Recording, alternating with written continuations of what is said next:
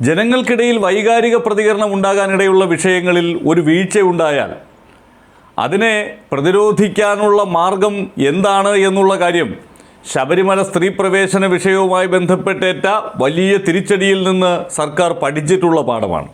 പക്ഷേ ശബരിമലയിലെ ഈ സ്വർണ്ണക്കൊള്ളയുമായി ബന്ധപ്പെട്ട വിഷയത്തിൽ അത്തരത്തിൽ സർക്കാരോ പാർട്ടിയോ ഏതെങ്കിലും തരത്തിൽ ആ പാഠം ഉൾക്കൊണ്ടുകൊണ്ടുള്ള ഒരു ഇടപെടൽ നടത്തുന്നുണ്ട് എന്ന് വിശ്വസിക്കാൻ കഴിയാത്ത സാഹചര്യമാണ്. അത് കൂടുതൽ കുഴപ്പത്തിലേക്ക് ഇടതുപക്ഷത്തെയും സർക്കാരിനെയും കൊണ്ടുചെന്നെത്തിച്ചിരിക്കുന്നു. ഇപ്പോൾ സ്വർണ്ണക്കൊള്ളയുമായി ബന്ധപ്പെട്ട് ഇടതുപക്ഷത്തിൻ്റെ നോമിനികളുണ്ടായിരുന്ന ദേവസ്വം ബോർഡ് പ്രതിക്കൂട്ടിൽ നിൽക്കുകയാണ് എന്നുള്ളത് പകൽ പോലെ വ്യക്തം. ജനങ്ങൾക്ക് അക്കാര്യത്തിൽ നല്ല ബോധ്യവുമുണ്ട്. അതിനിടയിൽ അതിനെ പ്രതിരോധിക്കാൻ മാർഗങ്ങൾ തേടുന്നതിന് പകരം അന്നത്തെ LDFിൻ്റെ ദേവസ്വം ബോർഡ് അംഗങ്ങൾക്കെതിരായി പാർട്ടി തലത്തിലെങ്കിലും നടപടികൾ ഉണ്ടാകുന്നതിന് പകരം അവരെ അവിടെ ഒരു തണലിൽ നിർത്തിയിട്ട് ഇപ്പുറത്ത് UDFിൻ്റെ നേതാക്കന്മാരെ ആക്രമിക്കുന്നതിനുള്ള പരിശ്രമമാണ് നടത്തുന്നത്. അതിനൊരു മന്ത്രി തന്നെ നേതൃത്വം കൊടുക്കുന്ന കാഴ്ചയെ നമ്മൾ കണ്ടു. MP രാജേഷ് വന്ന് KC വേണുഗോപാലിൻ്റെ പേര് പറയുകയാണ്.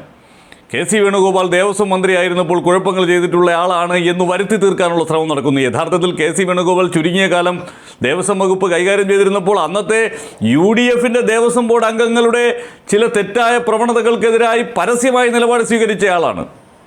മുഖ്യമന്ത്രി ഉമ്മൻചാണ്ടിയുടെ അടുപ്പക്കാരായിരുന്ന ആളുകൾ ദേവസ്വം ബോർഡിൽ ഉണ്ടായിരുന്നിട്ടും അന്ന് KC വേണുഗോപാൽ അവരുടെ പല നീക്കങ്ങൾക്കുമെതിരെ പരസ്യമായി നിലപാട് സ്വീകരിച്ച് ഉമ്മൻചാണ്ടിയുടെ അടക്കം പിന്തുണയോടുകൂടി അതിനായി ധീരമായി നിലകൊണ്ടയാളാണ്. അത് ചരിത്രം രേഖപ്പെടുത്തിയിട്ടുണ്ട്.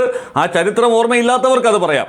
ആ KC വേണുഗോപാലും അടൂർ പ്രകാശും ഒക്കെ ചേർന്ന് ഈ സ്വർണ്ണക്കൊള്ളയ്ക്ക് കാരണക്കാരനായ പോറ്റിയെ കൊണ്ടുപോയി സോണിയാഗാന്ധിയെ കാണിച്ചിരിക്കുന്നു എന്ന് പറഞ്ഞ് അവരും കുഴപ്പക്കാരാണ് എന്ന് വരുത്തി തീർക്കാനുള്ള ശ്രമമാണ്. ഞങ്ങൾ കുഴപ്പക്കാരെങ്കിൽ അവരും കുഴപ്പക്കാരാണ് എന്ന് വരുത്തി തീർക്കാൻ ശ്രമം നടത്തുമ്പോഴാണ് അപകടമുണ്ടാകുന്നത്. കാരണം ഇവിടെ അകത്ത് കിടക്കുന്നവർ മുഴുവൻ ഇടതുപക്ഷവുമായി ബന്ധമുള്ള ആളുകളാണ്. അവർ കാരണമാണ് ഈ പോറ്റിക്കും ഇപ്പോൾ തന്ത്രിയെ അകത്തിട്ടിരിക്കുന്നു. തന്ത്രി ഇനി അതിനകത്ത് ഇടപെട്ടിട്ടുണ്ടെങ്കിൽ തന്ത്രിക്കുമൊക്കെ ഇത്തരമൊരു അവസരം ഉണ്ടായത് എന്ന് തിരിച്ചറിയാനുള്ള സാമാന്യ ബുദ്ധി കേരളത്തിലെ ജനങ്ങൾക്കുണ്ട്. അപ്പം അങ്ങനെയുള്ള കേരള ജനതയുടെ മുന്നിലേക്ക് ഒരു മന്ത്രി തന്നെ വന്നിരുന്ന് KC വേണുഗോപാലിൻ്റെ പേര് പറയുന്നു, അല്ലെങ്കിൽ ഇടതുപക്ഷത്തെ നേതാക്കന്മാർ അടക്കം അടൂർ പ്രകാശ് ഇതിനകത്ത് കുറ്റക്കാരനാണ് എന്ന് പറഞ്ഞ് ആ ജനങ്ങൾക്കിടയിലേക്ക് ഒരു വികാരം ഉണ്ടാക്കിയെടുക്കാൻ ശ്രമിക്കുന്നു. പക്ഷേ അവിടെയെല്ലാം പരാജയമാകുന്നു. ഏറ്റവും ഒടുവിൽ വാജിവാഹനത്തിൻ്റെ കാര്യമെടുക്കൂ. വാജിവാഹനം കൈമാറിയത് ഒരു ഭയങ്കര തട്ടിപ്പാണ് എന്ന തരത്തിൽ പ്രചരണം നടത്തുമ്പോൾ അയ്യോ ഞാനൊന്നും അറിഞ്ഞിരുന്നില്ലേ എന്ന് അന്ന് ദേവസ്വം ബോർഡിലുണ്ടായിരുന്ന ഇടതംഗം പറയുമ്പോൾ അദ്ദേഹം CPMൻ്റെ നോമിനിയായി നിന്ന രാഘവൻ പറയുന്നു ഞാൻ അറിഞ്ഞിട്ടില്ല എന്ന്. പക്ഷേ അദ്ദേഹത്തിൻ്റെ സാന്നിധ്യത്തിലാണ് ആ വാജിവാഹനം കൈമാറിയത് എന്നുള്ളത് ഇപ്പോൾ ചിത്രങ്ങൾ സഹിതം പുറത്തു വരികയാണ്. അതൊന്നും ഇതിനകത്തൊരു വിഷയമായി കൊണ്ടുവരേണ്ടിയിരുന്നില്ല എന്നുള്ള തിരിച്ചറിവെങ്കിലും ഇടതുപക്ഷത്തിനുണ്ടാകണം. കാരണം ഇവിടെ വലിയ പ്രതിരോധത്തിൽ നിൽക്കുന്നു. ആ പ്രതിരോധത്തിൽ നിൽക്കുന്ന സാഹചര്യത്തിൽ എതിരാളികളെ ആക്രമിച്ച് അവർക്കെതിരായി ഈ കുന്തമുന കൊണ്ടുപോവുക എന്നുള്ളത് രാഷ്ട്രീയത്തിലെ ഒരു തന്ത്രമൊക്കെ തന്നെയാണ്. പക്ഷേ ഞാൻ തുടക്കത്തിൽ പറഞ്ഞതുപോലെ ജനങ്ങൾക്കിടയിൽ വൈകാരിക പ്രതികരണം ഉണ്ടാക്കിയേക്കാവുന്ന ചില വിഷയങ്ങളിൽ ഈ പ്രതിരോധത്തിലായിപ്പോയാൽ അത് മറികടക്കാൻ എന്തുണ്ട് മാർഗം, പിഴവ് തിരുത്താൻ എന്തുണ്ട് മാർഗമെന്ന് ആലോചിക്കുന്നതിന് പകരം എതിരാളികളെ ആക്രമിക്കാൻ തുനിഞ്ഞാൽ അത് അപകടകരമാകുമെന്നുള്ള പാഠം ശരിക്കും ശബരിമല സ്ത്രീ പ്രവേശന വിഷയം പഠിപ്പിച്ചതാണ്. അതിൽ നിന്ന് സർക്കാരിനൊടുവിൽ പിന്നോട്ട് പോകേണ്ടി വന്നില്ലേ? അന്നേ അങ്ങനെ ഒരു തീരുമാനം മനസ്സിലുണ്ടായിരുന്നെങ്കിൽ ഇതിനകത്ത് പിന്നോട്ട് പോകേണ്ടി വരുന്നൊരു സാഹചര്യം ഉണ്ടാകുമെന്നുണ്ടായിരുന്നെങ്കിൽ ആ വാശി കാണിക്കേണ്ട കാര്യമുണ്ടായിരുന്നില്ല. പക്ഷേ ഇവിടെ അങ്ങനെ സംഭവിക്കുന്നത് എന്തുകൊണ്ടാണ്? എതിരാളിയെ ആക്രമിച്ച് അല്ലെങ്കിൽ അവിടെ നിന്നുള്ള രണ്ട് നേതാക്കളെ കൂടി ഇതിനകത്തോട്ട് പിടിച്ചിട്ടാൽ ഞങ്ങൾ സേഫായി എന്ന് ചിന്തിക്കുന്നയിടത്ത് അപകടമുണ്ട് എന്ന് തിരിച്ചറിയാൻ സാധിക്കുന്നില്ല. കാരണം LDF UDF മാത്രമല്ല, അപ്പുറത്ത് BJP എന്ന് പറയുന്ന ഒരു സംവിധാനവും വോട്ട് കിട്ടാൻ പര്യാപ്തമായ വിധത്തിൽ കേരളത്തിലുണ്ട് എന്നുള്ള തിരിച്ചറിവും ഉണ്ടാകേണ്ടതുണ്ട് ഈ വിഷയത്തിൽ.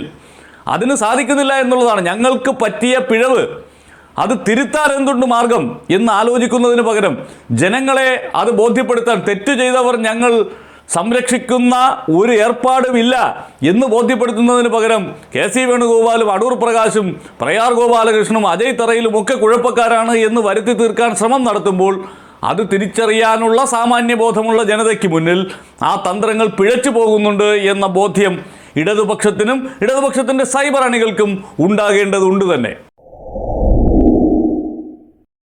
തദ്ദേശ തെരഞ്ഞെടുപ്പിന് പിന്നാലെ കേരളത്തിൽ UDF അനുകൂലമായ ഒരു വികാരമുണ്ടായിട്ടുണ്ട് എന്ന പൊതുധാരണ ഉണ്ടാകുമ്പോഴും തെക്കൻ കേരളത്തിലെ 39 മണ്ഡലങ്ങളിൽ കഴിഞ്ഞ തവണ വെറും 4 എണ്ണം മാത്രം നേടാനായ UDF അവിടെ നിന്ന് എത്രമാത്രം മുന്നോട്ട് പോകാനാകുമെന്നുള്ളത് ഒരു വലിയ ചോദ്യമാണ്.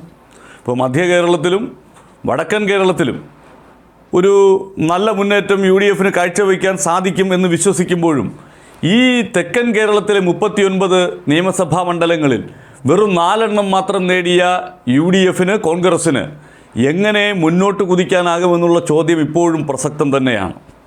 തിരുവനന്തപുരം, കൊല്ലം, പത്തനംതിട്ട, ആലപ്പുഴ ജില്ലകളിലായാണ് ഈ 39 സീറ്റുകളുള്ളത്. ഇതിൽ 4 എണ്ണം മാത്രമാണ് ആലപ്പുഴയിലെ ഹരിപ്പാട്, കൊല്ലം ജില്ലയിൽ 2 എണ്ണം കുണ്ടറയും കരുനാഗപ്പള്ളിയും, തിരുവനന്തപുരത്ത് കോവളം. ഇതാണ് കഴിഞ്ഞ തവണ നേടാനായത്.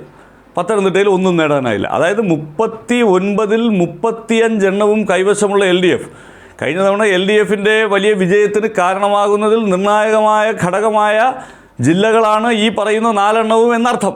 അപ്പോൾ തെക്കൻ കേരളത്തിലെ LDFൻ്റെ ഈ വലിയ കോട്ട എങ്ങനെ പൊളിച്ചെടുക്കാനാകും എന്നതാണ് ഏറ്റവും പ്രധാനപ്പെട്ട കാര്യം.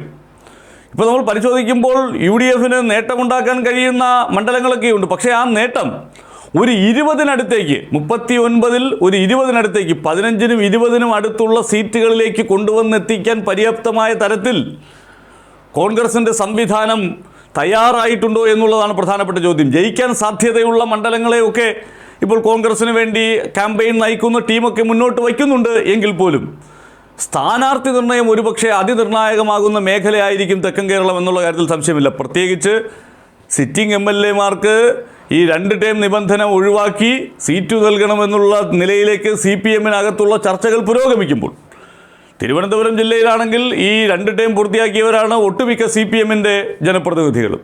അപ്പോൾ അവരെ മാറ്റി നിർത്താതിരിക്കുന്ന ഒരു സാഹചര്യം ഉണ്ടായാൽ അത് ഈ കണക്ക് കൂട്ടലുകളെ തെറ്റിക്കുന്നതാകും.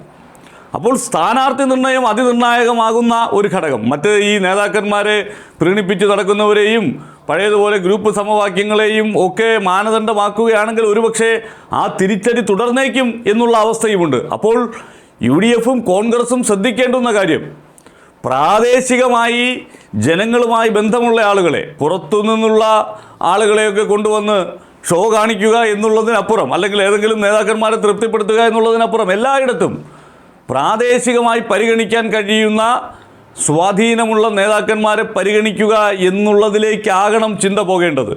ഈ LDF-ൻ്റെ കൈവശമിരിക്കുന്ന 39-ൽ 35 സീറ്റുകളിൽ നിന്ന് ഒരു 15 എണ്ണമെങ്കിലും പിടിച്ചെടുക്കുക എന്നത് വെറുതെ ചെറിയ ഒരു കാര്യമായി കാണേണ്ടതേ അല്ല.